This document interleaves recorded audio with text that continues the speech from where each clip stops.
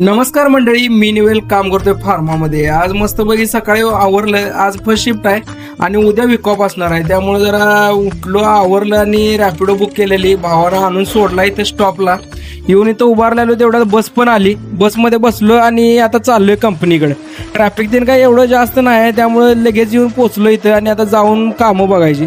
कामं सगळे आवरली आणि बरोबर 5 वाजता बाहेर पडलो. पीटीसीची बस लागलेली होती.